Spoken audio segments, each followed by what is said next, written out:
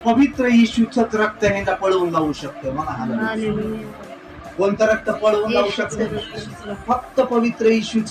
कोंबड्याचं, बकऱ्याचं, गाईचं, बैलाचं, म्हशीचं रक्त तुम्हाला सुटका देणार नाही, तर फक्त येशूच रक्तच तुम्हाला सुटका देणार आहे. म्हणून आजचा जो स्वातंत्र्य दिन आपण साजरा करतोय, आज कित्येक लोक कष्टामध्ये आहेत, कित्येक लोक रोगात आहेत, व्यसनामध्ये आहेत. ते स्वतंत्र झालंय का?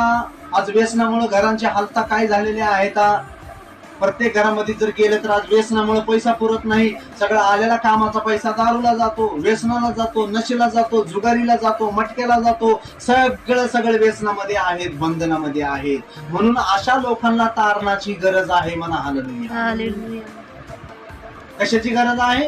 प्रभू येशू ख्रिस्ताच्या तारणाची गरज आहे. जसं देश स्वतंत्र झाला आणि ते ब्रिटिश लोक, इंग्रज लोक पळून गेले, पण आज आपला भारत देश अजून बी बंधनामध्ये आहे. व्यसनाच्या द्वारे, पापाच्या द्वारे, नशेच्या द्वारे, व्यभिचाराच्या द्वारे. हालेलुया. घरं तुटलेली आहेत, घरं उद्ध्वस्त झालेले आहेत. हा शत्रू आपल्याला हरवायचा आहे. म्हणा हालेलुया. या शत्रूला बायपास करायचे आपल्या देशामधून. कोणत्या शत्रूला? न दिसू शकत नाही.